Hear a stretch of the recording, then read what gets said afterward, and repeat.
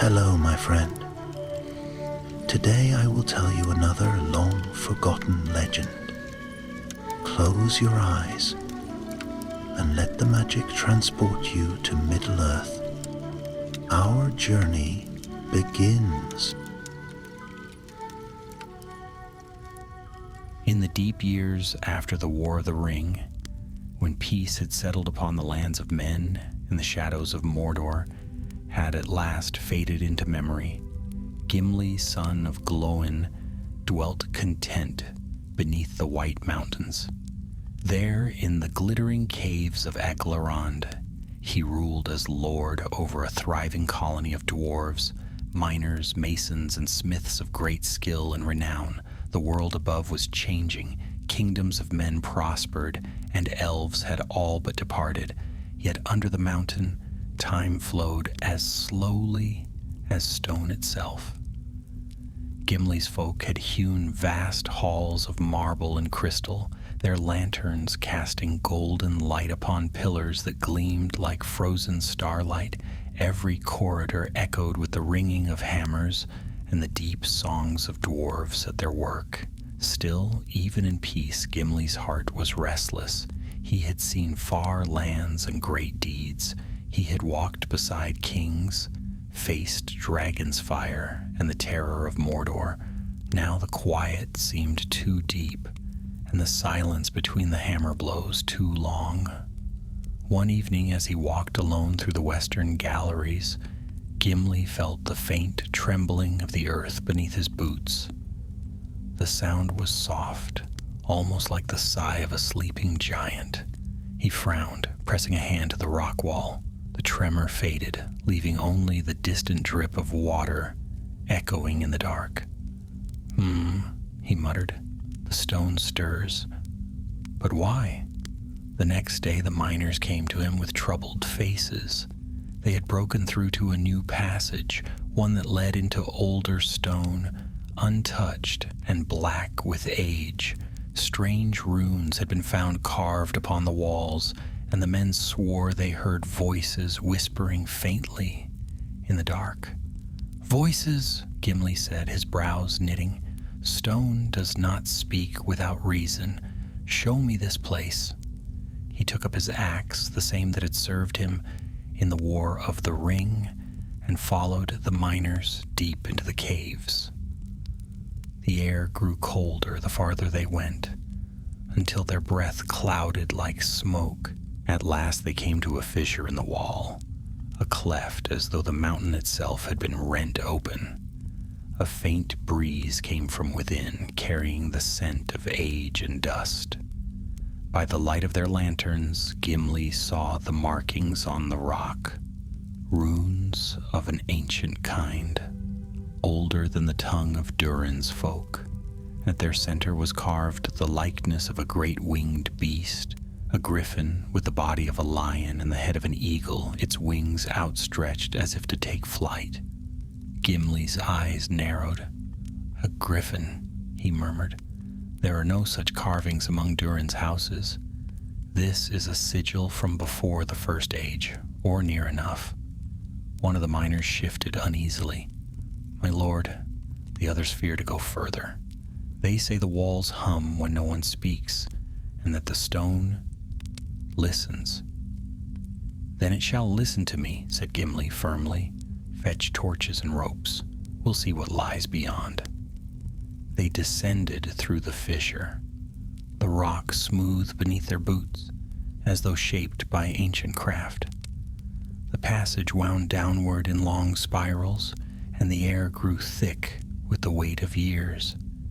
When they reached the bottom, the space opened into a vast hall, the ceiling lost in darkness, the walls lined with columns carved in the likeness of winged beasts, and upon the floor lay bones, old bones, gray and dry, scattered among rusted axes and shattered shields. At the far end of the hall stood a great throne of black stone, cracked through the middle. Upon its back was the same sigil, the griffin, half worn by time. Gimli's voice was low as he spoke. "A hall of kings, but none of Durin's line. Whose then? One of the dwarves knelt beside the throne. Here, my lord, letters, though faint. He brushed away the dust, and by the torchlight they read the name inscribed beneath the Griffin's talons. Thrainer, son of Thaldrin, lord of the Griffin Hall. Thrainer, Gimli repeated. The name stirred a dim memory, a tale once told by Glóin in the long nights of Erebor's exile. The House of the Griffin, an old clan lost before Moria's founding. Some say they delved too deep and were swallowed by fire. He looked about the silent hall, perhaps not swallowed, perhaps sealed. Suddenly the torches flickered. A low groan ran through the chamber, and dust fell from the ceiling. The bones on the floor trembled, shifting slightly, as though stirred by a breath unseen. "My lord," whispered one of the miners, "the earth moves again." Gimli lifted his torch high. The shadows along the walls seemed to writhe and twist, forming shapes that might have been wings or claws. A sound rose from the darkness, not the rumble of stone, but the echo of a deep, distant voice speaking in the dwarvish tongue long forgotten. "Begone," it said, hollow as the wind in the deeps. "The oath is not yet fulfilled." The torches guttered out, and for a moment there was nothing but darkness and the pounding of hearts. Gimli stood unmoving, gripping his axe. When light returned, one flame rekindled, then another. The hall was still once more. Yet upon the black throne there now gleamed a faint red glow, pulsing like the ember of a long-dead forge. Gimli turned to his companions. "We return to the upper halls. This place has waited an age. It can wait one more night." But as they withdrew, Gimli glanced back toward the throne and felt a weight settle upon his spirit. There was power here, old, proud, and wounded. Whatever slept beneath the mountain was not done with the living, and in his heart the son of Glóin knew the silence of Aglarond had ended. The next morning the glittering caves were filled with murmurs.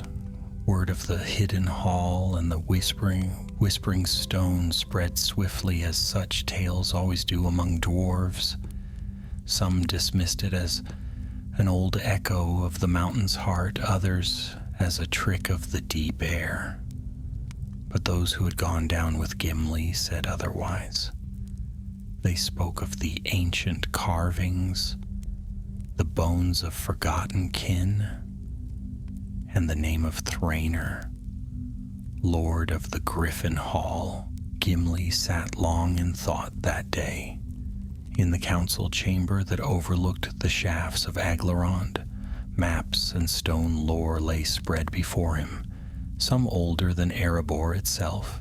He traced with a gloved finger the western tunnels that wound beneath the White Mountains, searching for any mark or record of the House of the Griffin.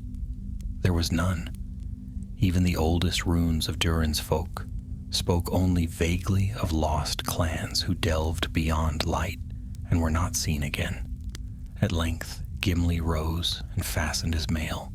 "There is truth buried down there," he said, "and truth, like gold, must be found by those with the will to seek it."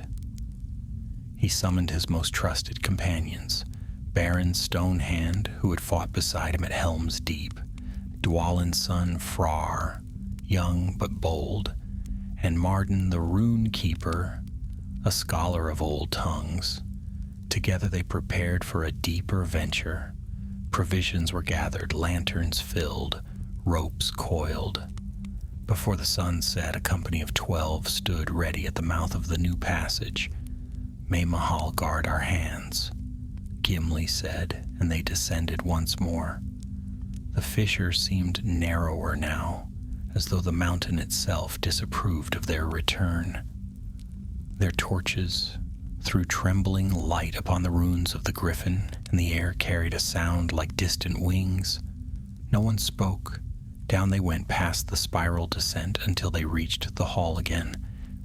It lay unchanged, silent, shadowed, and vast. Yet something was different. Upon the black throne, the faint red glow had not faded. It pulsed faintly like the heart of a forge under ash. Martin stepped forward. This sigil, the Griffin, it is not a beast of Durin's making. It is a mark of pride, of guardianship. Such creatures were symbols of the high houses of old Khazad-dûm long before its fall. And the voice we heard? Asked Baron. Perhaps the echo of an oath, Martin replied quietly. Oaths cling to the stone. They never die. Gimli approached the throne. He laid his hand upon the cold seat and the red light brightened. Suddenly, the runes upon the dais flared to life, burning faintly gold. A voice spoke again, not loud but clear, as if the mountain itself were remembering. Blood of Durin, you tread where your fathers trespassed. The debt is not forgotten. Frar gasped, gripping his axe. It speaks to you, my lord. So it seems, Gimli said, his voice low. Then I will answer. He lifted his chin. We are not trespassers. I am Gimli, son of Glóin, of the line of Durin. If there is a debt between us, speak it plain. For a long moment there was only silence. Then the air shimmered, and from the shadows before the throne rose a figure wrought of pale fire and dust. It took the shape of a dwarf, tall and proud, clad in spectral armor that gleamed faintly as if lit from within. Upon its breast shone the emblem of the Griffin, its eyes, two dim embers, fixed upon Gimli. I am Thrainr, son of Thaldrin, said the ghost, his voice deep as echoing stone. I am the last lord of the Griffin Hall. You speak of Durin's line, yet it was Durin's blood that broke the oath and brought ruin to my house. The company drew back, but Gimli stood his ground. No wrong of that age lies upon me, he said. The kin of Durin have fought and fallen for the good of all Middle-earth. We owe no debt to shadows. Thrainr's spirit stirred like smoke. Then you are blind to your father's pride. They took what was ours, our craft, our halls, our honor. The Griffin's brood was cast into darkness, and when fire came, none came to our aid. The world has changed since then, said Gimli sternly. If your wrath remains, say what will end it. Will you have blood or will you have truth? The ghost's gaze softened, though its voice still trembled with ancient anger. Truth lies buried beneath these stones. Seek the chamber of the oath, if you dare. There you will find what your fathers did, and what they could not undo. With that, the light of the spirit dimmed, and the hall fell silent once more. For a long while none spoke. Then Baron turned to Gimli. My lord, this is folly. Specters and curses, these are not the works of stone and hand. Let the dead keep their secrets. Gimli looked back toward the throne. No, if the dead accuse my kin, I'll not turn away. We'll find this chamber of the oath. They searched the hall and at last found a narrow stair hidden behind the throne, sealed by a door of blackened iron. Its hinges were fused by time, but with axes and hammers they broke it open. Beyond lay a passage that descended even deeper, the walls slick with age-old moisture. As they went, carvings began to appear, scenes of dwarves in battle, banners bearing both the crown of Durin and the winged griffin. But the carvings turned darker as they descended, flames engulfing halls, dwarves fleeing into the dark, and finally the shape of a vast creature with wings of shadow and eyes like molten gold. A Balrog, Martin whispered. They woke one, perhaps, as our fathers did in Khazad-dûm. Gimli's face hardened. Then the ruin was of their own making. the end of the passage they found a great stone door bound with runes of sealing. Across it were carved the words, faint but still legible. The oath binds the blood. Let none of unbroken faith pass. Gimli raised his hand, tracing the rune lines with reverence.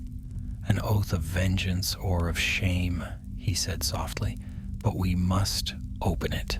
With hammer and craft they worked until at last the seal broke. The door groaned open and a rush of stale air poured out, heavy with dust and something older, something that smelled faintly of fire. Inside lay a vast chamber. At its center stood an altar of obsidian, and upon it rested a crown, wrought in the likeness of a griffin's wings. Around it, countless runes glimmered faintly, circling like a spell, not yet spent. Martin bent to read them, and his face paled. "It is a vow," he said. Thrain's folk swore to tame the flame of the deep and wield it for their glory. But when it turned against them, they bound themselves never to rest until their pride was avenged upon the house of Durin, whom they blamed for their fall. "So that is their curse," said Gimli grimly. "Their pride doomed them, and their oath chained them." As he spoke, the air trembled. The runes upon the altar flared, and from the crown rose a tongue of fire shaped like a griffin's wing. It hissed and coiled toward them, as though seeking a bearer. "Back!" cried Gimli. "The curse lives still." They stumbled from the chamber as the fire lashed the air. The door slammed shut of its own accord, and the mountain roared like thunder. Dust rained from the ceiling, and the tunnel shook. When the tremor ceased, Gimli leaned upon his axe, breathing hard. His eyes burned with resolve. "This cannot stand. We'll return to the surface and make ready. The griffin's fire stirs again, and if it wakes fully, it may bring ruin not only to us, but to Rohan above." And in the flicker of the dying torchlight, the mark of the griffin glowed faintly upon the stone once more, alive, watching, waiting. When dawn broke above the white mountains, its light fell pale and cold upon the mouth of the glittering caves. Yet within, the air was heavy, for the dwarves had returned from the deep halls bearing both wonder and dread. The mountain itself seemed uneasy. The echoes of the night's tremors still whispered faintly through the stone, and in every corridor the torches flickered, though no wind blew. Gimli stood upon a high balcony overlooking the vast underhalls of Aglarond. Below him the dwarves worked, checking for cracks, shoring up beams, inspecting the forges, but their songs were subdued, their laughter gone. Even the youngest could feel that something had stirred in the deep roots of the earth. Baron approached, his helm under one arm. "The lower tunnels remain sound, my lord," he reported, "but there's unease among the miners. Some say the flame we saw below is no mere curse, but a living fire, akin to those ancient creatures that once served Morgoth." Gimli's gaze was fixed upon the far caverns where shadows swayed like restless spirits. "A Balrog?" he murmured. "No. The power that sleeps here is lesser, yet still perilous. Whatever it is, it answers to that old oath, the one that bound Thrain's kin. Such things have a will of their own." He turned, his eyes hard. "Send word to the forges. I want new weapons tempered before the next moon. If flame stirs beneath us, we will meet it as dwarves should, steel in hand and courage unshaken." Baron bowed, but his face remained troubled. "Aye, lord, but the men of Rohan should be warned. Should the mountain break, Aglarond lies beneath their feet." "King Eomer shall know," said Gimli, "but let us speak of proof before we speak of peril. I will not bring fear to our allies until I must."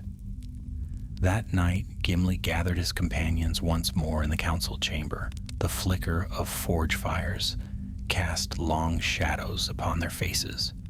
Marden the rune keeper had laid the crown they found upon the table, wrapped in a heavy cloth of iron-threaded wool. Though dim, the thing still seemed to glimmer faintly from within. "It is no common relic," Marden said, his voice low. "The craftsmanship is beyond even the old masters of Khazad-dûm. Each feather of the Griffin's wings is set with minute runes of power, binding, protection, and dominion. Whoever wrought it sought to command something vast." "Or to defend against it," said Gimli. "Can it be destroyed?" "Perhaps," Marden replied slowly, "but the runes are tied to an ancient fire spell. If broken wrongly, it could release what remains bound within." Frar, the youngest of the company, looked from one face to another. "Then what are we to do? Seal the chamber and hope the curse sleeps forever?" "No," said Gimli firmly. "The mountain has awakened. If we leave it, it will rise again, and perhaps stronger. We must break the oath itself, undo the chain that holds both Thrainar's spirit and this fire he forged." Marden frowned.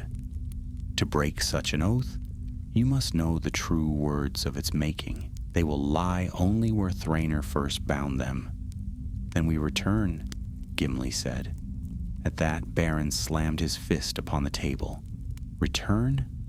After what we saw, my lord, you would risk every dwarf in these halls for the ghosts of a lost clan."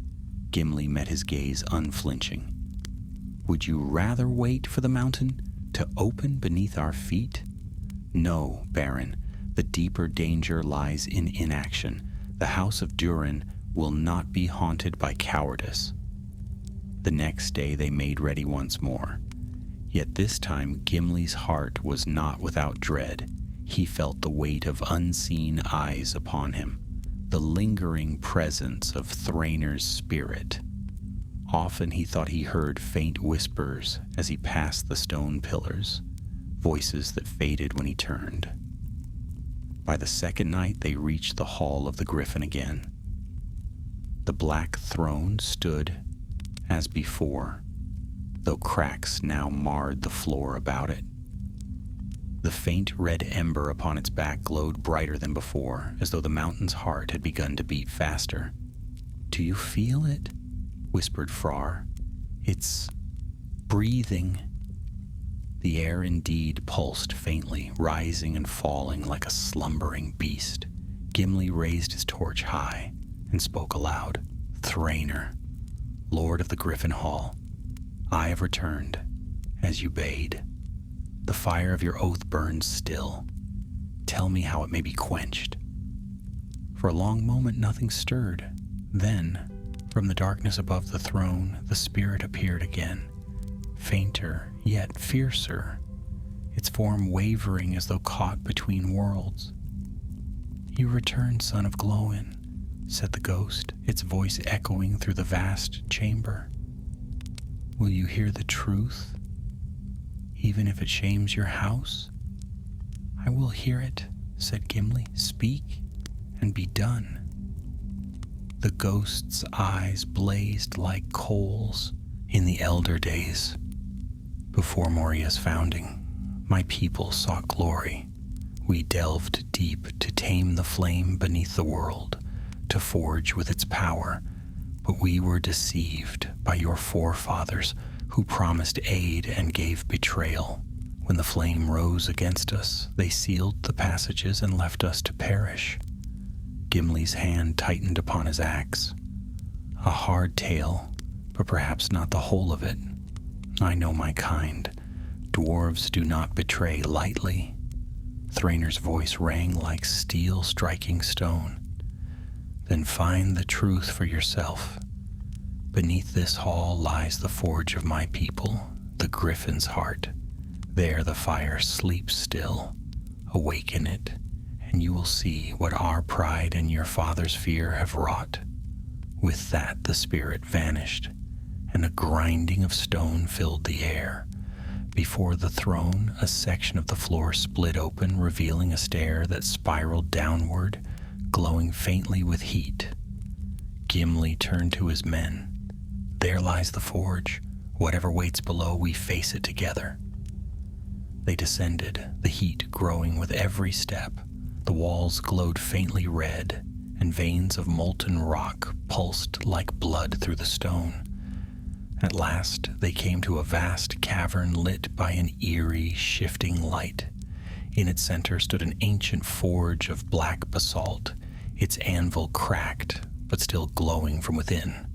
Around it were scattered the bones of dwarves long dead, their armor melted and fused with stone. Martin whispered, "So this is the Griffin's heart." Gimli approached the anvil. The air shimmered, and a shape coalesced within the molten core, a vast shadow half-formed, with wings like smoke and eyes of burning gold. It let out a low growl that rumbled through the cavern. The dwarves drew back, but Gimli stood his ground. "If you are the fire they sought to master," he said, his voice steady, "then hear me. Their folly ended with them. You have no hold upon us." The creature's eyes flared. "Durin's blood speaks," it hissed, "yet I was bound by his kin's cowardice. The Griffin fire sleeps no longer." Flames erupted from the forge, swirling around the chamber. The heat drove the dwarves to their knees, and molten cracks split the floor. Gimli lifted his axe and shouted, "Hold fast! This is no demon of Morgoth. It is the curse of pride itself." With a roar, the fire struck, and Gimli met it with steel and will. His axe blazed with the reflected light as he hewed through tongues of flame, each stroke sending sparks like falling stars. Baron and Frar fought beside him, shielding one another from the inferno. At last, Gimli raised his voice above the roaring. "Thrainer, see what your oath has become. End this madness and rest." The fire wavered, and within it, the faint outline of Thrainer's spirit appeared once more. The old dwarf looked upon the ruin of his forge and the courage of those who fought. Then slowly he bowed his head. "My pride was the true fire," he said softly, "and it has burned too long." With that the light dimmed. The forge shuddered and grew still. The flames died, leaving only the dull red of cooling stone. When silence returned, Gimli leaned upon his axe, sweat and soot streaking his face. Around him, the others stared in awe at the stillness. "It is done," said Martin. "The oath is broken." Gimli gazed at the blackened anvil. "Aye," he said quietly, "but the mountain will not forget what has passed. We will seal this place, not to hide it, but to honor it." And as they climbed back toward the upper halls, the Griffin's mark upon the throne flickered once more, no longer red, but gold, shining faintly like dawn, breaking after a long night. For many days after the battle in the Griffin's heart, the glittering caves lay in uneasy silence. The tremors had ceased, yet the air still bore the faint scent of fire, as if the mountain remembered what had transpired within its heart. Gimli's folk worked tirelessly, sealing the lower passages with stone and rune, lest the curse find breath again.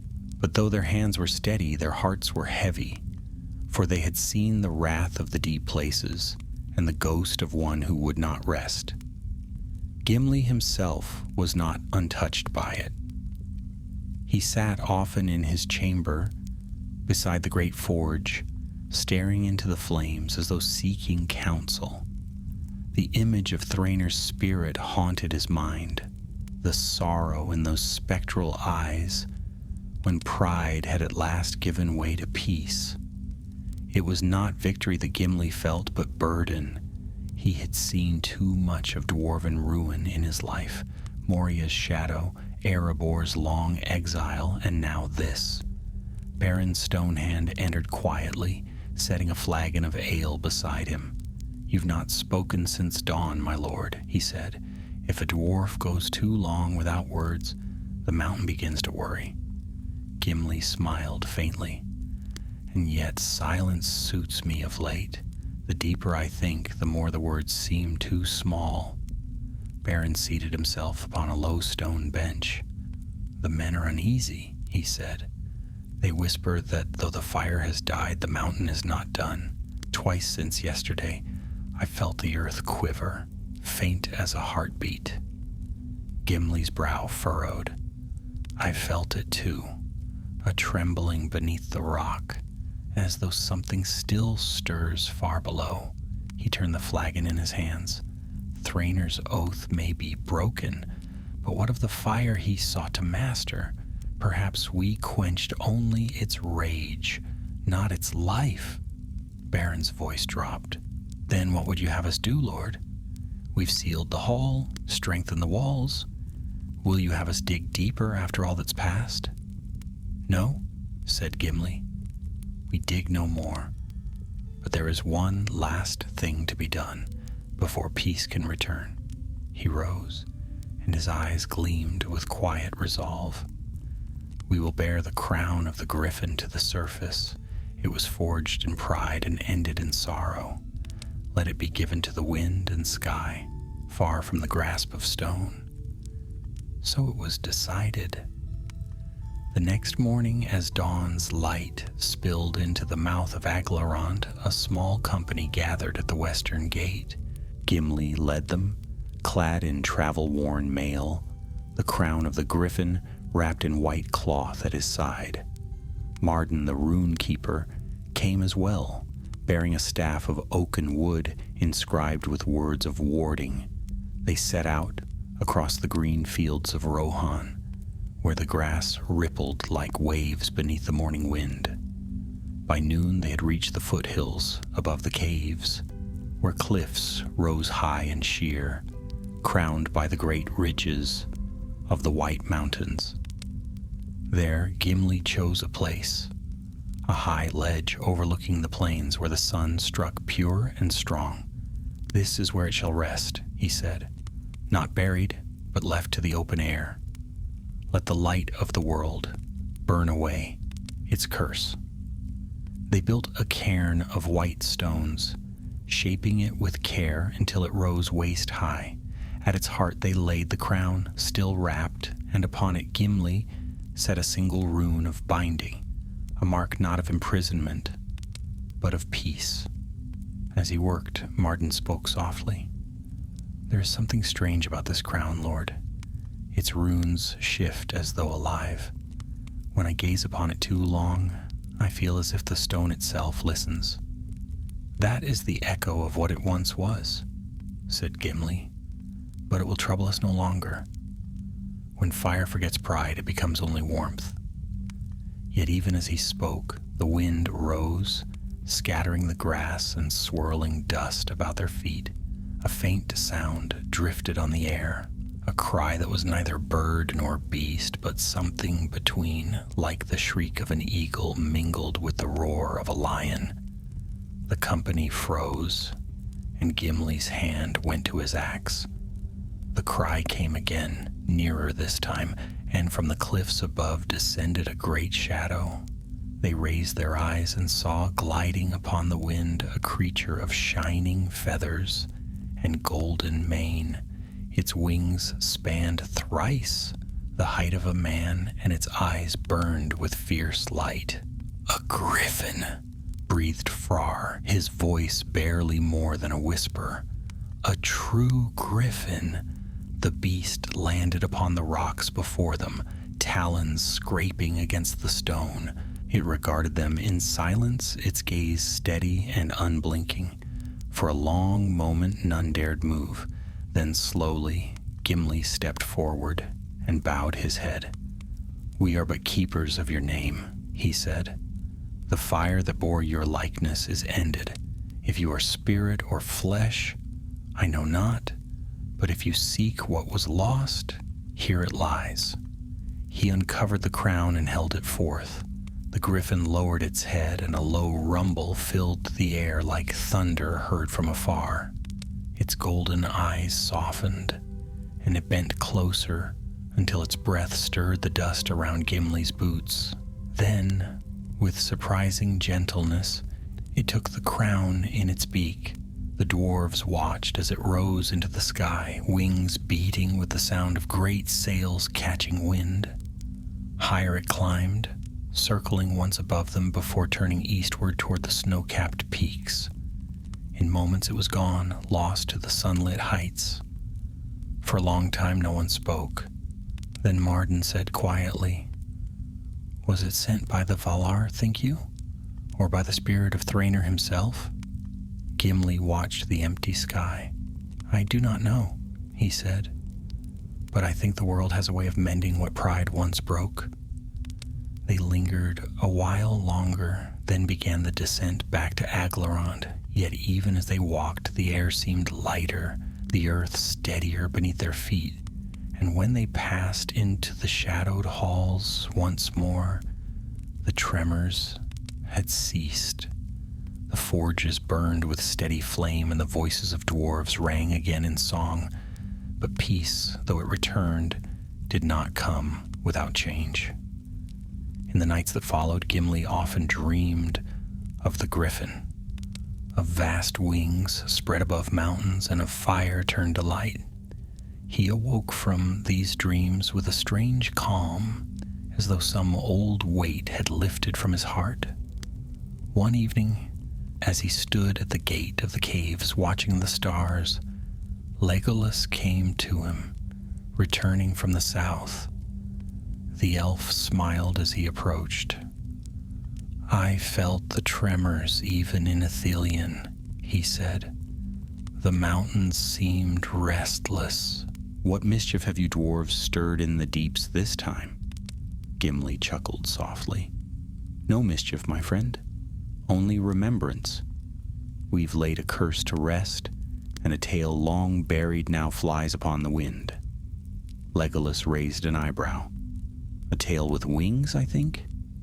"Aye," Gimli said, gazing toward the dark horizon. "And a proud one at that." They stood together in silence, watching the stars wheel above. Far off, beyond the sight of mortal eyes, a golden shape moved across the moonlit clouds, a griffin gliding through the night, bearing the last memory of a fallen house into peace eternal. And thus, in the deep heart of the world, the oath was ended. The griffin's fire was gone, and the halls of Aglarond shone brighter for its passing. But among the dwarves of that realm, and in the songs that followed, there lived still a whisper of wings, and of a lord who had turned his pride to dust and his name to legend.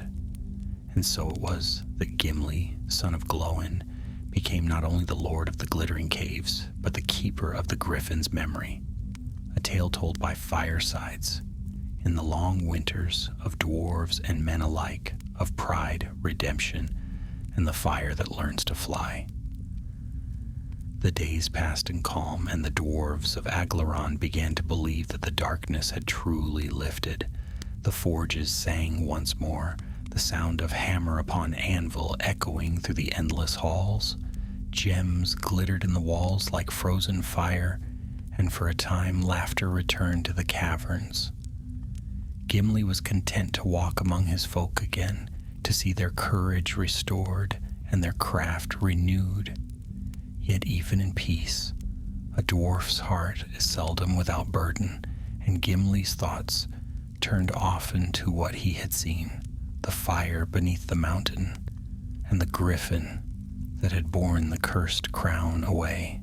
He could not name the feeling that lingered within him. It was not fear nor sorrow, but something deeper. A sense that his work beneath the mountain was not yet done. The griffin had taken the crown, true, but it had not destroyed it. Somewhere in the high places, among the jagged peaks of the White Mountains, that relic still existed, and though the curse had been quieted, such power seldom lies long forgotten. One evening, as the forges dimmed and the halls grew quiet, Gimli stood at the western gate gazing toward the peaks, now gilded by sunset. The air was clear, and the wind carried faint echoes of distant thunder. He thought of Thraner's words, the oath, the pride, and the fire that could not die. Behind him came the sound of approaching boots. It was Frar, ever eager and bright-eyed despite the shadows he had seen. "My lord," said the young dwarf, "a messenger has come from Edoras. He brings word from King Éomer himself." Gimli turned, surprised. "From Éomer? Then speak quickly." Frar bowed and handed him a sealed scroll. Gimli broke it open and read by torchlight. The message was brief but grave. "To Gimli, Lord of Aglarond, strange lights have been seen upon the high cliffs above Helm's Deep. The men of the valley speak of wings in the storm and fire upon the heights. If it be of your realm, I ask your counsel. Éomer, king of the Mark." Gimli frowned. "Fire and wings," he murmured. "Aye. It seems our tale has not yet ended." Without delay he gathered Beren, Frar, and Marden. "We ride at dawn," he said. "The king has seen signs upon the mountains, and I'll not have the folk of Rohan think the dwarves have woken a new peril." At sunrise they set forth, riding ponies strong and sure across the open plains. The wind blew cold from the east, carrying the scent of rain and stone. Behind them, the glittering caves gleamed like a jewel set in shadow. Before them rose the mighty cliffs of Helm's Deep, crowned with dark clouds. By evening they reached the Deeping Coombe, where the great fortress of the Rohirrim stood proud and unyielding. Éomer himself met them at the gate, his golden hair bound in a warrior's braid. "Welcome, Gimli, son of Glóin," he said, clasping the dwarf's arm. "You come swiftly as ever. When friends call, the sons of Durin answer," Gimli replied. "Tell me of these signs." Éomer led them to the battlements. 3 nights passed, the guards saw fire burning upon the northern cliffs, he said. It moved as though alive, and in the storm's heart they swore they saw a shape, winged, vast, and bright as molten gold. Since then, the winds have carried strange cries, neither of eagle nor of any beast we know. Beren muttered, "The Griffin?" Gimli nodded grimly. "Aye, it flies still. But why linger near the mountains of men?" Éomer studied him closely. "You know more of this than you tell, my friend." "I will tell all when we see the truth with our own eyes," Gimli said. "For now we must climb to the northern cliffs." At dawn they set out, a small company of Rohirrim and dwarves. The path was steep, winding among broken rocks and narrow ledges. Clouds gathered as they climbed, and by midday thunder rolled above them.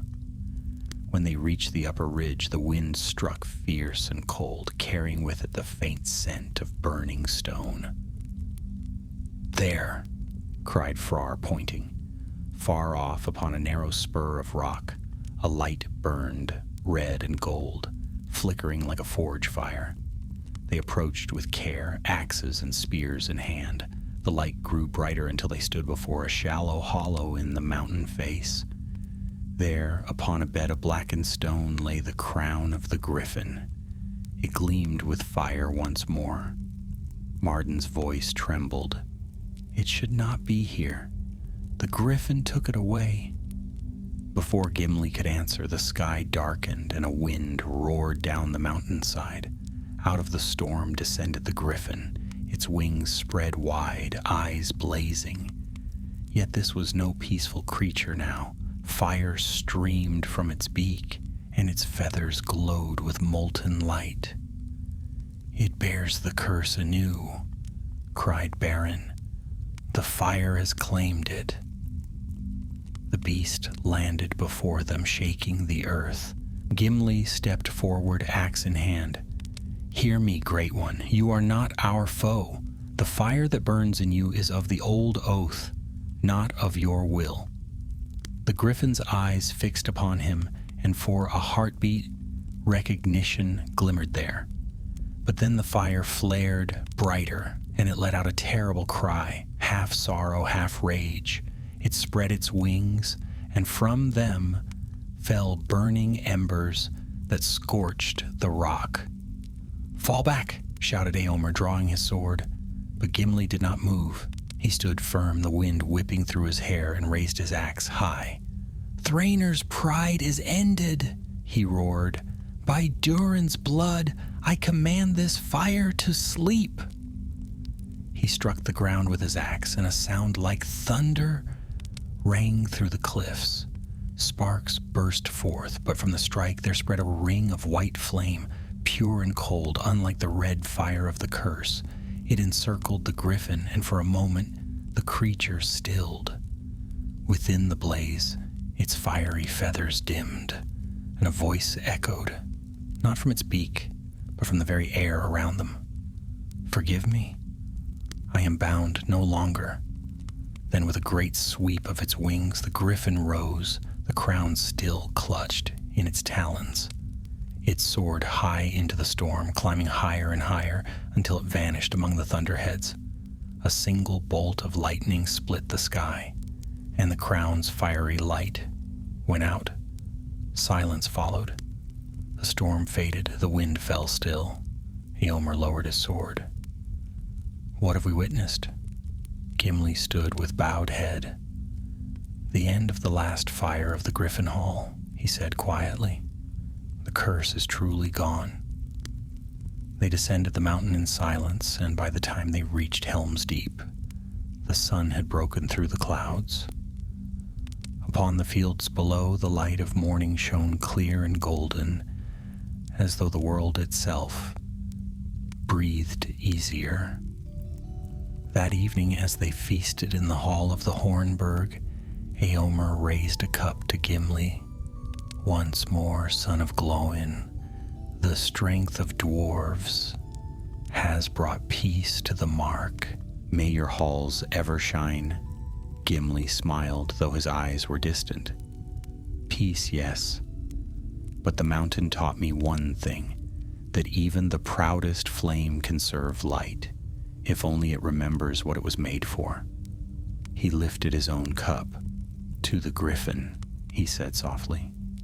"May its wings guard the heights of the world." And somewhere far above the clouds, unseen by any of them, a shadow passed across the moon, vast and silent, like a guardian keeping watch over the lands of men and dwarves alike. Thus ended the tale of the Griffin's fire, though its memory lived on, sung in the forges of Aglarond and the mead halls of Rohan for generations after, a reminder that pride may burn but courage endures. The wind over Rohan blew mild and clean again, and for many days the sky remained untroubled by storm. Peace returned to the mark and to the glittering caves alike. Yet Gimli, though honored in feast and song, was not wholly at rest. In his heart there lingered a strange ache, like the echo of a mountain tremor long past. The Griffin's fire had vanished, yet he could not forget the look in its eyes before it flew into the storm. Neither beast nor spirit, but something caught between both, torn by the memory of oaths older than kingdoms. When he returned at last to Aglarond, his people greeted him with joy. The forges blazed bright, the halls rang with laughter, and the deep wounds of the earth were mended by the hands of dwarves. Still, beneath the songs, Gimli felt the whisper of the stone, the living breath of the mountain that had seen too much to sleep easily again. On the first night after his return, he walked alone through the lower galleries, carrying only a small lantern. The air was cool and smelled faintly of iron and dust. The runes carved upon the walls glimmered as his light passed over them, marks of labor, of memory, of faith. He paused at the sealed stair that once led to the Griffin Hall. Upon the door he had set his own crest, beside that of Thrainer, bound together by a single rune of peace. He laid his hand upon the stone. "Rest now," he said quietly. "The flame is spent, and your name redeemed." Yet as he turned to go, he heard a faint sound, no whisper of curse nor echo of ghost, but the far-off cry of wind through a hidden vent, soft and hollow. It reminded him of wings. The days that followed were filled with work. Gimli oversaw the carving of new halls, deeper within the glittering caves, not to delve recklessly, but to strengthen what already was. The mountain, once feared, had become a teacher. His folk built with greater care, singing songs not of pride, but of endurance and remembrance. In time, word of their deeds spread even to the far lands of Gondor. Messengers came bearing gifts from King Elisar, fine steel, wine of the south, and scrolls of lore copied from the archives of Minas Tirith.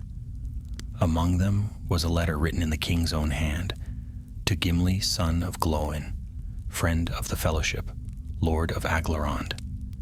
Rumor reaches us of fire and wings beneath the white mountains, of curses broken and spirits set free.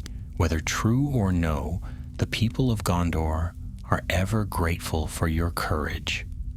Come, if you will, to Minas Tirith. There are tidings I would share that concern the deep places of the world and the remnants of the elder craft of the dwarves. Gimli read the letter many times. The thought of seeing the White City again stirred old memories. A fellowship, of the ring's passing, of roads that had ended in both sorrow and triumph. And beyond all that, there was curiosity. What tidings, he wondered, could stir Elisar to write of dwarven craft? Thus it was that Gimli set out once more, taking only a small company.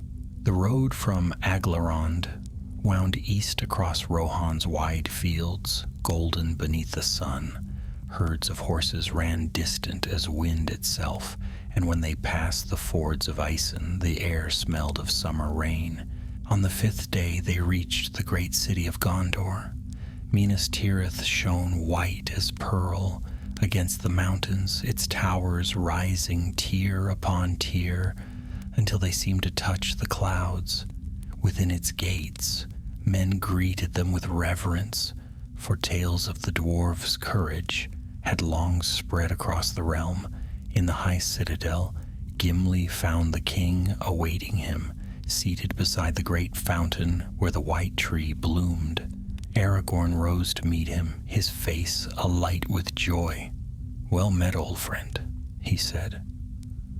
"I feared I might never again see the Lord of the glittering caves outside his mountain." Gimli laughed, deep and hearty. "And I feared I'd never see a king with clean hands, free of council ink. But here we stand, both still breathing. That's worth a mug or two." Aragorn smiled, then grew thoughtful. "Your jest may hide the truth, Gimli, for breathing freely is not a thing to be taken lightly in these days. Shadows remain even when the sun shines." They spoke long into the evening. At last Aragorn unrolled a parchment upon the table, a copy of an ancient record, its letters faded and fragile. "This was found in the vaults of Minas Anor," he said. "It tells of the houses of the dwarves before Durin's reign, names lost to all but rumor. Among them is written the Griffainul, the house of the Griffin. Their symbol, as you know, was the winged lion of stone and flame. Yet here it says that before their fall, they forged a relic known as Baraz-Sul, the flame of breath, a jewel said to contain a living spirit of fire, the same fire, perhaps, that haunted your halls. Gimli studied the parchment closely. If that is true, he said, then what became of it? Aragorn's eyes darkened. The record ends abruptly, but the scholars of the South hold that such relics cannot truly die. They pass from form to form, hidden until the world calls them again. Gimli grunted. Then the griffin we saw, the creature that bore away the crown, it may not have been born of curse alone. It could have been the spirit of the flame itself, freed at last from its chains. Perhaps, said Aragorn, or perhaps it flies still, seeking a home not of stone, but of sky. For a while they sat in silence, the murmur of the fountain filling the air. Then Gimli looked up, his eyes bright with thought. If that is so, then the world is larger than even the dwarves guessed. Not all fires burn for destruction. Some burn to light the way. Aragorn smiled faintly. You grow wiser, old friend. Only older, Gimli said, though there was warmth in his tone. But I will say this, the tale of the griffin has not ended. If ever that flame returns, let it find a world ready to greet it, not to fear it. He departed Gondor after 7 days, bearing gifts of stone and steel and words that weighed heavier than gold. When he came again to Aglarond, his people rejoiced, for their lord had brought news of peace and of honor from the White City. And though he spoke little of his journey, those who worked beside him in the forges noticed a change. His hand was steady as ever, yet there was a gentleness to his craft, a reverence for the fire he once might have sought to master. The glow of the forge seemed softer beneath his gaze, and the songs he taught his apprentices were of endurance, not conquest. Years passed, and the tale of the griffin became legend. Men of Rohan spoke of it as a guardian of the heights, glimpsed on rare nights when the moon hung low and clouds swept across the mountains like wings. Children of dwarves grew up hearing of Gimli the Griffin Keeper, who turned the curse of fire into a blessing. But Gimli himself, when asked of the matter in his later years, would only smile and stroke his beard. If it flies still, he would say, then let it fly free. The world has enough hands that seek to bind what was made to soar. And often, on quiet evenings, he would walk to the western gate, where the wind from the plains met the breath of the mountain, and there he would listen, until far above, a faint cry drifted through the dusk, a cry like the beating of wings. Then Gimli would nod once slowly and turn back toward the light of the forges, his heart content. For he knew that not all treasures lie in stone or gold. Some dwell in the memory of the sky, where pride once burned and hope learned to rise. Years ripened into decades, and still the halls of Aglarond rang with the music of hammers and the murmur of forges. The age of peace held firm in the west, though whispers of old shadows never wholly left the hearts of men and dwarves alike. Gimli, son of Glóin, grew older, his beard now streaked with silver, yet his hands remained sure, and his eyes burned with the same flame that had carried him through battle and storm. Under his rule, the glittering caves became a wonder of Middle-earth. Travelers from Gondor and Rohan alike spoke of its vast beauty, pillars that shone like frozen dawn, streams that sang through halls of crystal, and chambers so deep that even echoes dared not return. But more than stone and craft, what gave the caves their renown was the spirit of the folk within them. Gimli's dwarves had learned not only to delve, but to cherish. They built not from greed, but from a desire to honor the earth they dwelt in. Yet though peace surrounded him, Gimli was not untouched by time's quiet call. He had lived long for one of his kind, long enough to see the children of his companions grow and take his place in the forge and council hall. And still, he would climb often to the western heights, to the gate that opened upon the wide plains of Rohan, and look beyond, where the mountains stood, veiled in distance. There upon the wind he sometimes thought he heard a faint cry, half eagle, half lion, the voice of the Griffin. It came rarely, yet always, at twilight, when the sun dipped low and the world was washed in gold. Each time he heard it, his heart stirred, as it had in his youth, filled with both longing and peace. One evening, as he stood watching the last light fade from the white mountains, a soft footstep sounded behind him. He turned, expecting one of his dwarves. But it was not so. A tall figure stood in the dusk, cloaked in green and brown, his golden hair shining faintly even in the twilight. "Legolas," Gimli said, his face breaking into a grin. "By Mahal, I had begun to think you'd forgotten the way to my halls." The elf laughed lightly.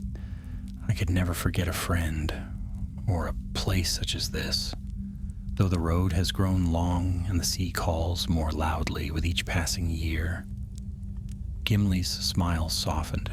"Aye, I've heard the same in your letters. The elves are leaving these shores." "They are," said Legolas, gazing westward, "but I linger, for there are bonds not yet loosed, and songs not yet sung. I would not leave Middle-earth while it still holds friends of old, and memories worth keeping." The two stood in silence for a time, side by side, the dwarf rooted like the mountain itself, the elf as light and still as the wind. Then Legolas spoke again, softly. "You have changed, my friend. There is something in your eyes, a piece I do not remember from our long road together." Gimli chuckled. "Peace comes to those who've earned it, and I've quarried enough stone to fill a dozen lifetimes. But perhaps what you see is not peace at all. It's the memory of fire." "Fire?" "The fire beneath the mountain, the Griffin's flame," Gimli said. "I thought I'd quenched it long ago, yet it never left me. It burns still, not as wrath, but as remembrance. There are lessons in the heat, Legolas. Lessons the cold heart of a dwarf must learn slowly." Legolas smiled faintly. "You speak almost like an elf now." "Bah!" Gimli barked. "Don't you dare say such things where others can hear. I've my reputation to keep." They laughed then, as they had in the long years of their friendship, and their laughter echoed warmly through the cavern mouth. When the night grew full, they shared food and ale beneath the high arch of the gate. Legolas told of Ithilien, now blooming with green once more, and of the quiet rivers that wound toward the Anduin. Gimli spoke of the new mines open to the south, of fine marble veins and crystal pools deeper than the memory of men. At last, when silence fell between them, Legolas turned his gaze upward to the stars.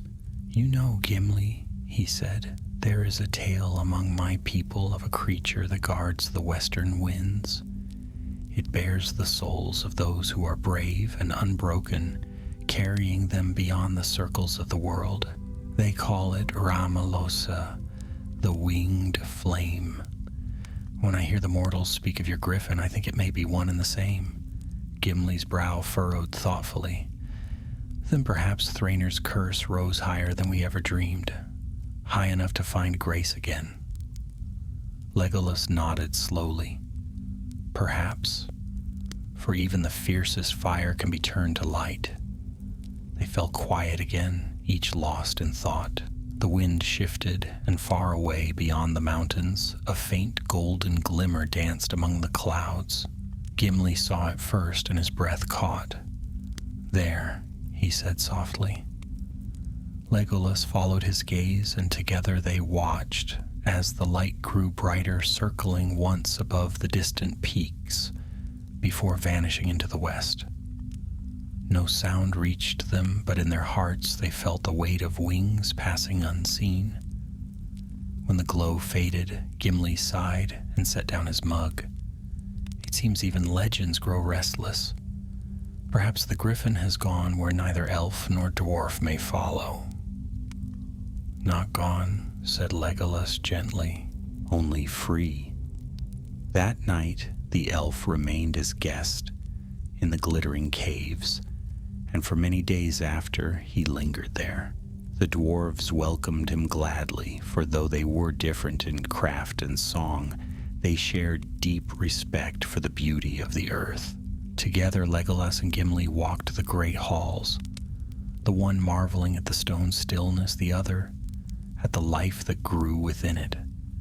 As time passed, a quiet understanding grew between their peoples. Elves from Ithilien came to trade with the dwarves of Aglarond, exchanging silver wood for gems and stone. The caves echoed with new songs, strange, beautiful melodies where hammerstrike met harpstring, and the voices of elf and dwarf rose together in harmony. And always, in the heart of the mountain, Gimli kept one small forge burning. Its flame was never allowed to die, though no tool was heated by it, nor any blade tempered. It burned as remembrance, the flame of the Griffin, he called it, to remind all who saw it that pride may destroy, but courage redeems. In his later years, when his hands grew slower and his beard turned white as snow, Gimli would often sit beside that forge and tell its tale to the young, of fire and wings, of oaths broken and mended, of the day when even stone learned forgiveness. And when his voice grew soft with age, he would gaze into the flame and whisper, almost to himself, "Fly well, my friend. May your fire never fade." And sometimes, on the stillest nights, when the mountain lay quiet and the air hung heavy with sleep, the dwarves swore they heard it, the distant beat of wings over the roof of the world, faint and fading westward toward the sea. Thus passed the years in Aglarond, golden and untroubled, until the time came when both dwarf and elf would heed a greater calling. But of that journey and the ship that sailed from the gray havens, bearing strange companions into the undying lands, the songs of Middle-earth speak softly and seldom, for in the hearts of those who remained, the tale of Gimli and the Griffin was enough. A story of flame turned to light, of stone made gentle, and of friendship that endured beyond the reach of death and time. The world moved steadily toward twilight. The great deeds of the Third Age lay far behind, and a hush had fallen over Middle-earth, as if the land itself were drawing breath before a long sleep. The elves were departing westward, their ships vanishing beyond the sunset, and men were rising ever stronger, their cities spreading across the plains, once trodden only by wind and grass. But beneath the mountains the dwarves endured, and among them none was more revered than Gimli, son of Glóin, lord of the glittering caves. The years had left their mark upon him. His beard, once deep russet, was now pale as hoarfrost. His eyes, though still bright, held the calm of one who had seen too much to be surprised by the world, yet his hands were as steady as ever, and his heart was still bound to stone and fire. It was said among his people that the mountain itself breathed with his spirit, that when Gimli walked its halls, the walls seemed to hum softly as though in greeting, but age does not still the wanderer's heart. One night, when the forges burned low and the mountain was hushed, Gimli sat alone in his high chamber. Upon the table before him lay a map, old, worn, marked with his own hand. It traced the lands he had once crossed with the Fellowship, and his gaze lingered longest on the western edge, where the map faded into the sea.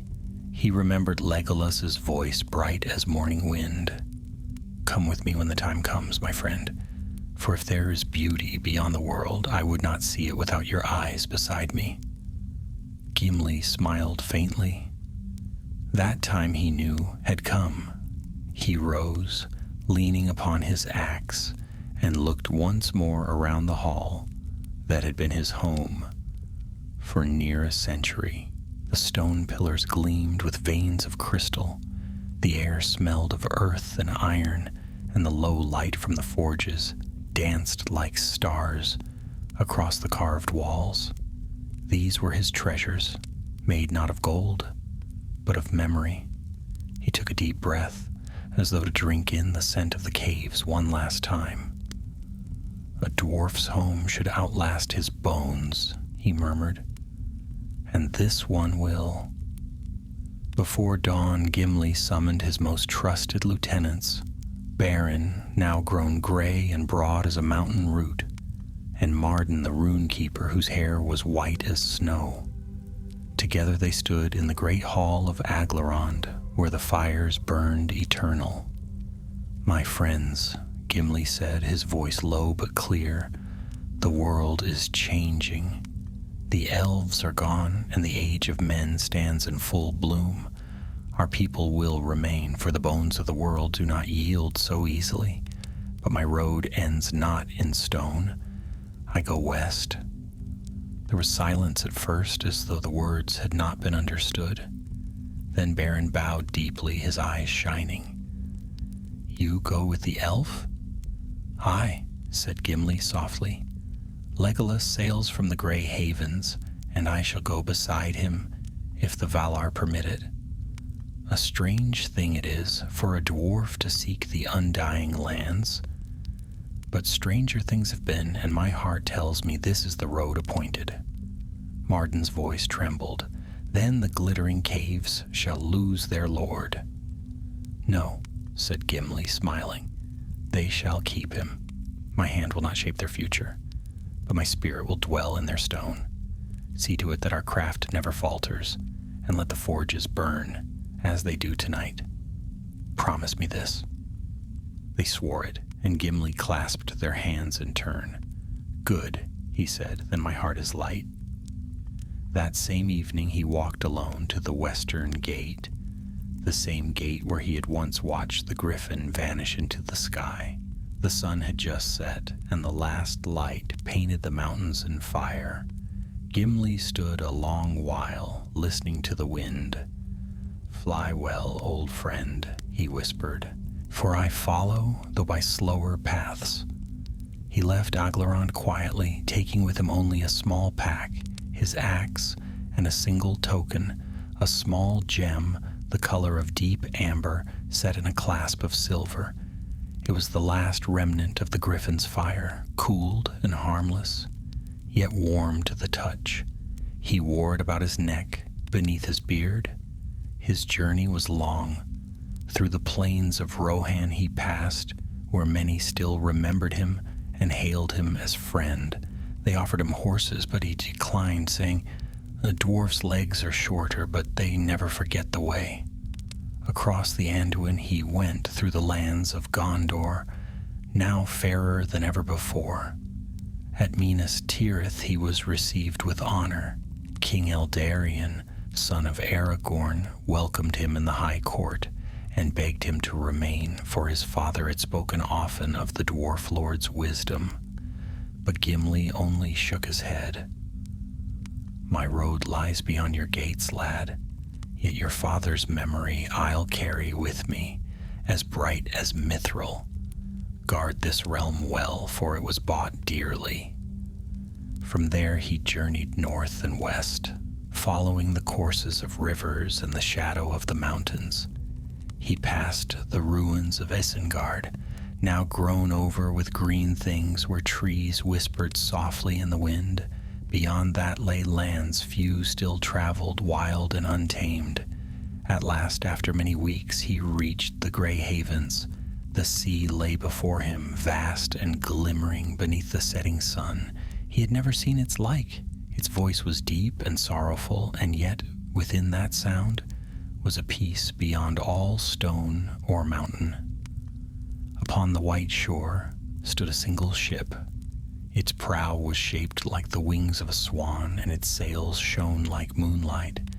Legolas awaited him upon the quay, clad in robes of sea gray and white.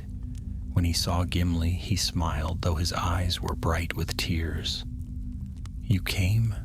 said the elf. "Aye," said Gimli, setting down his pack, "though my feet cursed every mile of the way. The land grows wider every year." Legolas laughed softly. "And the sea grows closer." Together they stood watching the waves for a time, saying nothing. Then Legolas spoke. "The stewards of the havens say the Valar have made no decree against your coming.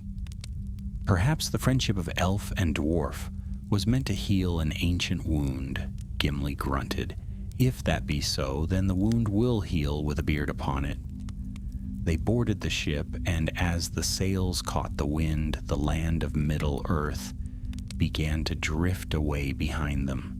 The sun sank low, casting a path of gold upon the water, and Gimli leaned against the rail, watching the horizon. The sea wind filled his beard and smelled of strange sweetness. "Do you think they will welcome me?" he asked at last. Legolas's voice was soft beside him.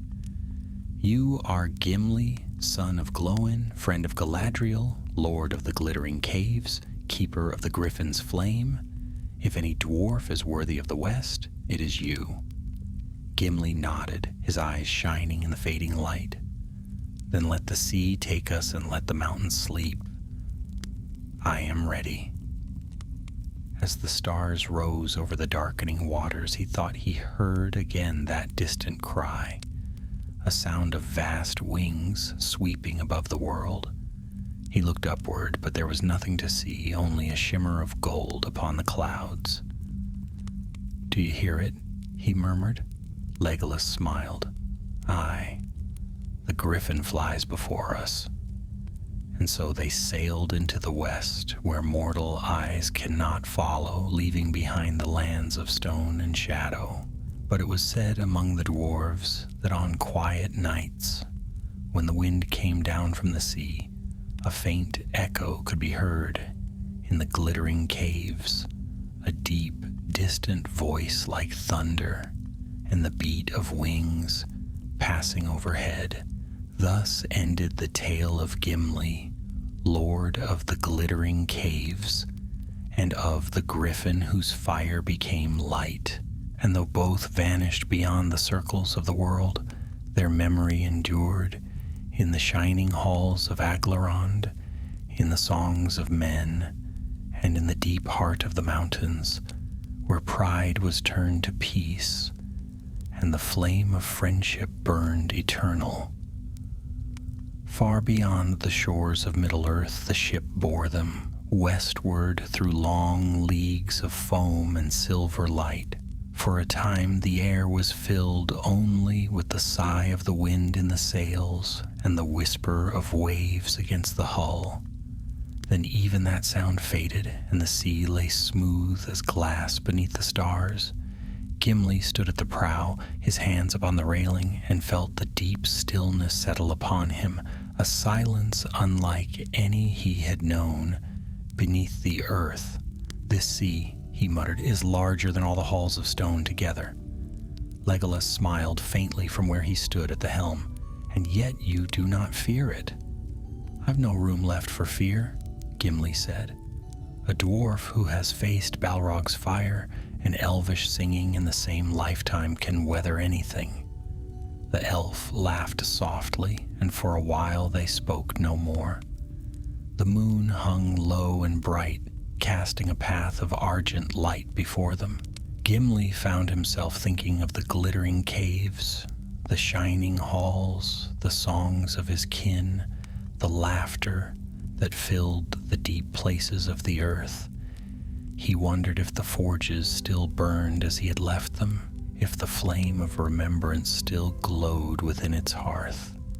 He imagined Beren and Marden and the young dwarves carrying on the work, their hammers striking the stone with steady rhythm. The thought warmed him, yet his heart ached. "Do you regret leaving it?" Legolas asked softly, reading his thought as easily as one might read the wind. "No," said Gimli. "I built my home in the bones of the world. It will outlast me. But I'll not pretend the leaving was easy. A dwarf is not made for open skies."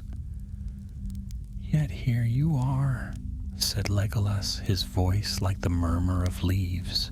"Few could have walked so far, and fewer still would have followed me upon this path," Gimli grunted. "Aye, and if the valor turn me away, you'll have to build a ship strong enough to bear me back again." The elf laughed again, and the sound was light as starlight. "If that comes to pass, my friend, I will build two, one for the return and one for the telling of the tale."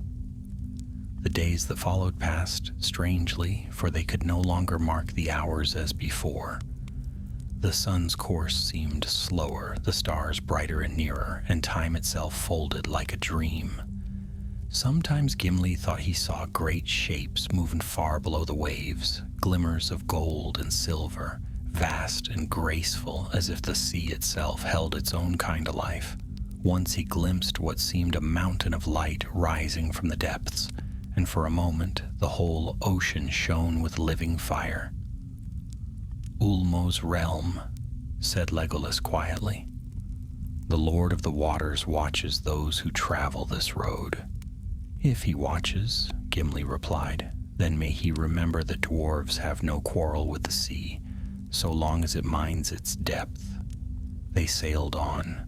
Nights and days became one. The air grew sweet, filled with scents no mortal tongue could name, fragrance of green fields, never touched by sorrow, of stone that sang softly like a harp-string. Then, one morning, as the gray mists lifted, they saw before them a glimmering line upon the horizon. "Land," said Legolas. Gimli narrowed his eyes. "Aye, and not a Middle-earth. Look how it shines." As they drew nearer, the sea deepened in color until it gleamed like sapphire.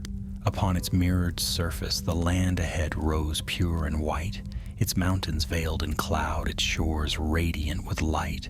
It was as though the dawn itself had taken form. "This is the Undying Lands," Legolas said in a low voice, "the realm beyond sorrow." Gimli felt a strange stillness come over him. The very air seemed alive with harmony, like the echo of some ancient song. The ship glided toward a harbor, where white stones curved like the wings of swans, and upon the shore figures waited, tall and bright, their garments flowing like water. When at last they reached the quay, Legolas turned to him and smiled. "Come, my friend, it is time." But Gimli did not move at once. His heart beat hard beneath his mail, and he gripped the railing as though it might vanish from beneath his hands. "Are you certain I am meant to set foot here?" he asked. "The Valar themselves permitted your coming," Legolas replied. "There is no deceit in this place. Fear nothing." With slow steps, Gimli descended the gangplank. The air was cool and filled with the murmur of unseen fountains. When his boots touched the white stones, he felt no weight, no weariness. The ache of his bones, the burden of long years, was gone. Before him stood an elf of great beauty, his hair white as frost, his eyes deep as the sea. "Welcome, son of Glóin," said the figure.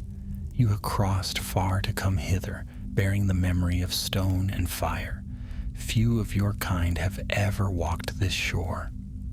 Gimli bowed deeply. "Then I hope to leave no mark that offends it." The elf smiled. "There is no offense in courage." Legolas came beside him, and together they followed their guide through a garden that seemed to stretch beyond sight. The trees glowed with silver leaves. Flowers opened in colors unseen by mortal eyes. High above, the mountains shone like crystal, and from their slopes poured rivers of light instead of water. At length they came to a great hall, open to the sky, its pillars white and its roof a web of golden vines. There stood Galadriel, more radiant than Gimli remembered her, her eyes alight with compassion. She raised her hand in greeting. "Welcome, Gimli, son of Glóin," she said, her voice as gentle as the sea's sigh. "Long have I waited to see the craftsman whose heart is stronger than iron and purer than gold." Gimli bowed so low his beard brushed the floor. "Lady," he said, his voice thick with awe, "if there is any craft or light in me worth your praise, it was wrought by your kindness long ago. I but shaped what your grace awakened." Galadriel smiled, and in her eyes shone both sorrow and joy. "Your fire was not pride but love. Even stone remembers such a flame." She reached out, and Gimli felt her touch upon his brow, cool and weightless as dew. "Rest now," she said softly. "The labor of the world is behind you." For the first time in many years, Gimli's eyes grew moist. "Then let the world rest also," he murmured. In the days that followed, he walked among gardens and forges unlike any he had known. He spoke with smiths who had learned their art from Owly himself, and under their guidance Gimli fashioned one last work, a figure carved of white stone, its form that of a winged creature, half lion, half eagle, with its gaze lifted toward the sun. Upon its breast gleamed a small gem of amber light, the cooled ember he'd carried from the glittering caves. When the statue was finished, Gimli and Legolas set it upon a high cliff overlooking the western sea, and as the sun sank behind the waves, a warm wind stirred, carrying with it a sound like distant wings. "Do you hear it?" asked Legolas. Gimli smiled. "Aye, the Griffin flies still." And there, beneath the undying light, the dwarf and the elf stood side by side as they had in life, friends beyond death and time, while the waves sang below, and the memory of fire turned forever to peace. Years beyond counting passed in the lands of the West. Time flowed differently there, slow as the deep rivers beneath the earth, gentle as starlight on calm waters. The days did not fade as in Middle-earth, nor did the seasons turn with haste. And yet change came even to that deathless shore, for all things made by the hands of the Valar breathed and grew, each in its own fashion. Gimli, son of Glóin, dwelt in a hall of white stone set between mountain and sea. Though his beard was silver and his back bowed with years, his heart was as strong as when he had crossed the mountains with the Fellowship long ago. He found peace among the forges of Valinor, where the craft of Owl's folk shone like sunlight caught in crystal. The smiths there marveled at him, at his endurance, his humility, and the music he coaxed from the hammer's fall. They named him Grimlur, which in the tongue of the West meant the enduring flame. For though mortal, the fire within him burned steady and bright, untouched by the weariness that dimmed even elven hearts in the long ages. Oft did he labor in silence beside the forges of the Maiar, shaping metal that never tarnished, stone that gleamed without polish. But when the work was done and the tools laid aside, he would climb to the cliff where he and Legolas had set the statue of the Griffin. There he would sit for hours, his axe laid across his knees, gazing out upon the unending sea. From time to time Legolas came to him, his hair gleaming like the light of dawn. The elf had taken to planting gardens, even in that land of perfect bloom, weaving living things among the stone paths of the dwarf's dwelling. Together they spoke of old days, of the fellowship, of battles fought and songs sung, of the deep roads beneath the misty mountains and the forests that still whispered east of the sea. But sometimes, when silence stretched between them, Gimli's thoughts wandered homeward, to Aglarond, to the glittering caves. He wondered if his people still sang the old songs, if the hammers still rang beneath the mountain's crown. And always when the wind blew from the east, he fancied he could hear the faint echo of their voices carried across the timeless waves.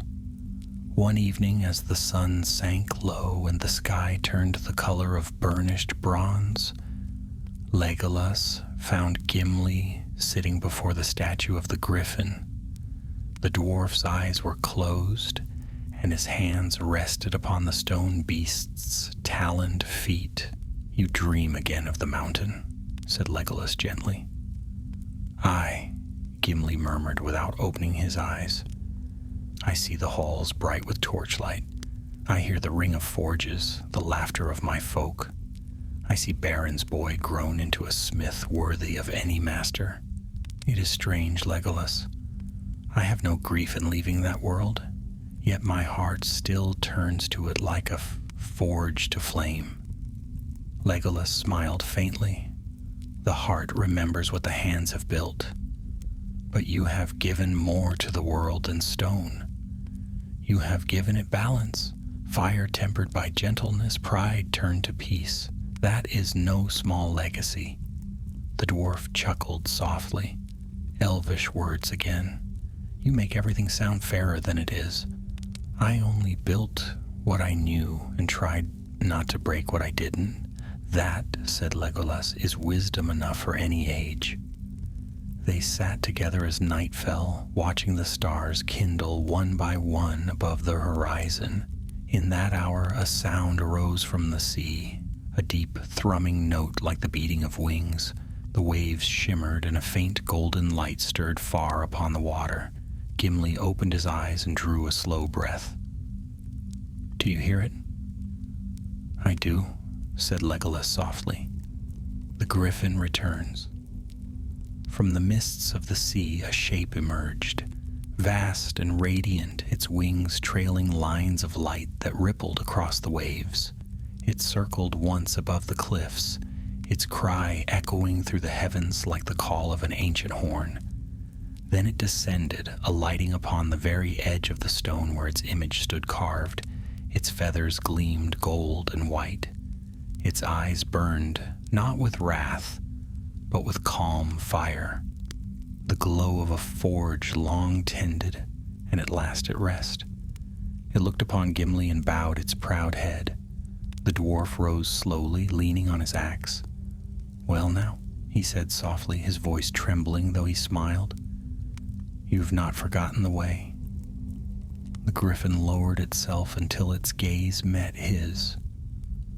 For a long moment they regarded one another, the creature of flame and the craftsman of earth.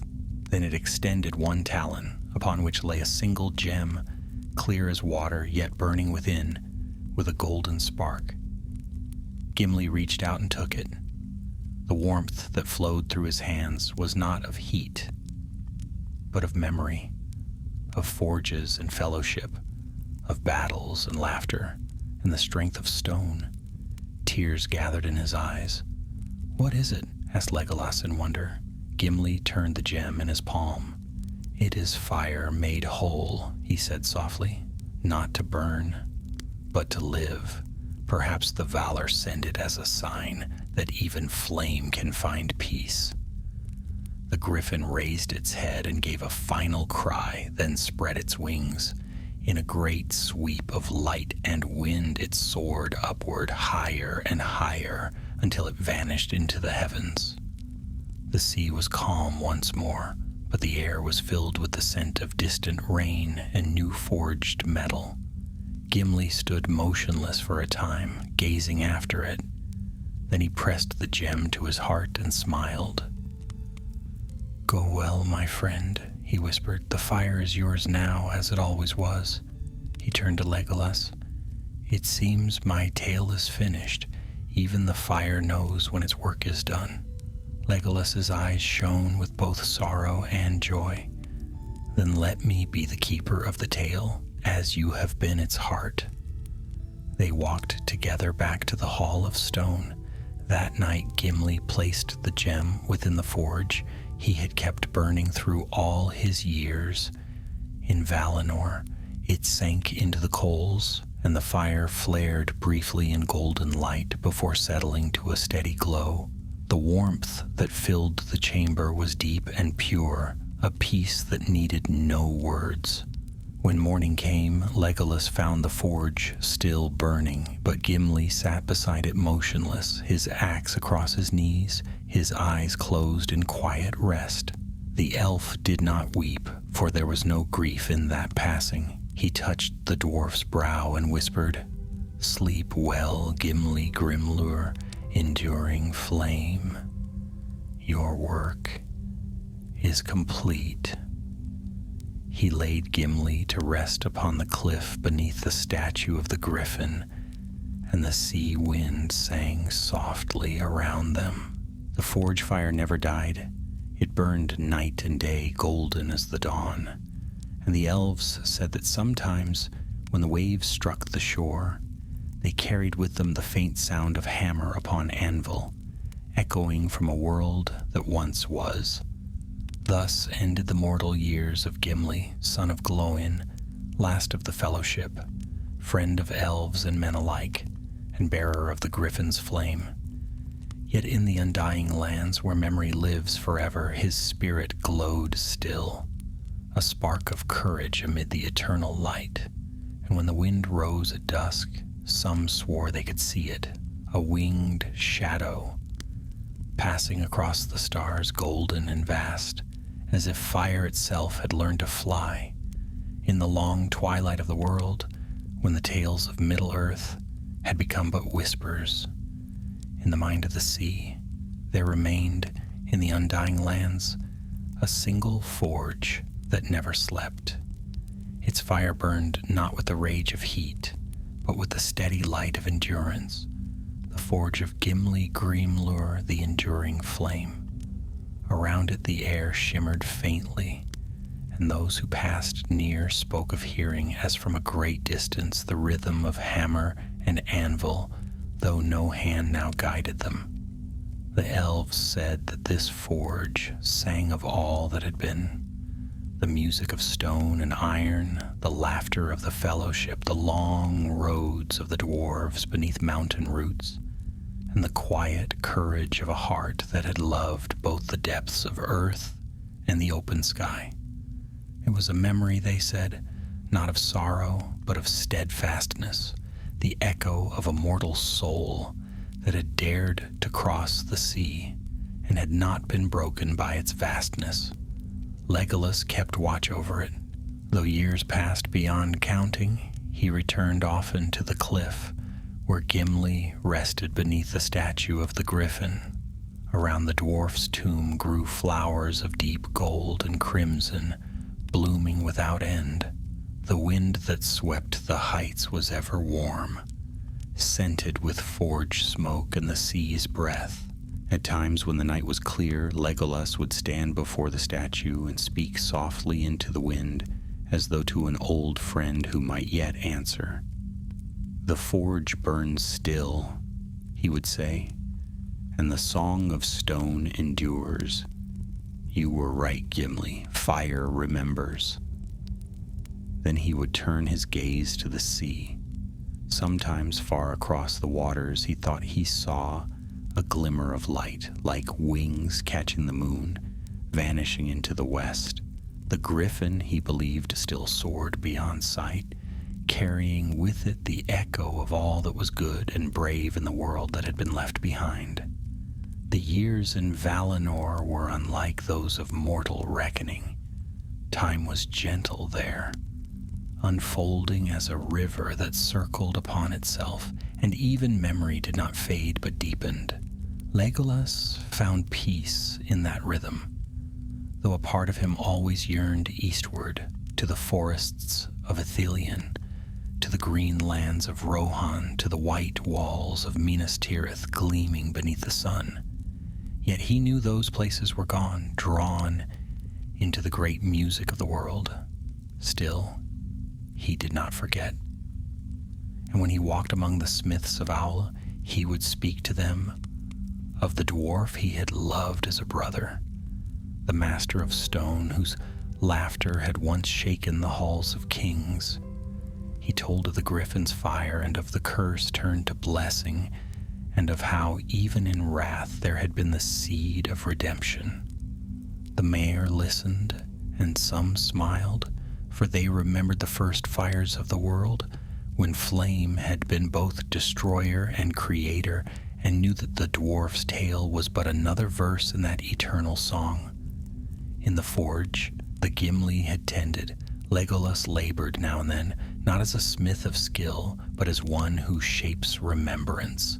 He carved upon the walls scenes of their old journeys, the fellowship crossing the mountains, the glitter of Moria's gates, the Hornburg standing defiant in the storm. He set gemstones where once torches would have burned, each one a spark of memory preserved in stone, and above the anvil he inscribed words in the runes of Durin, glowing faintly in the forge light. Baraz Gimel, the fire of friendship. He would touch those runes gently before leaving each time, and the forge would flare brighter, as if answering. But even the patience of elves has its limit, and the world turns ever onward. At last there came a night when Legolas stood again upon the cliff where Gimli lay. The sea was calm, the stars burning bright. The wind stirred his hair, carrying with it the scent of salt and distant rain. He knelt beside the tomb and laid upon it a branch of silver-leaved trees from the western gardens. "My friend," he said softly, "the sea calls to me again. I have lingered long, but I feel the music of the world drawing westward, and I must follow. Yet I would not go without bidding you farewell." The air was still, save for the steady hum of the forge below. Then, as Legolas rose, a faint warmth brushed his cheek, and the gem set in the Griffin's breast flickered with sudden light. From the heavens above came a low, deep sound like thunder far away, or the beating of wings. Legolas smiled, his eyes bright with wonder. "Aye," he whispered, "I hear you, old friend.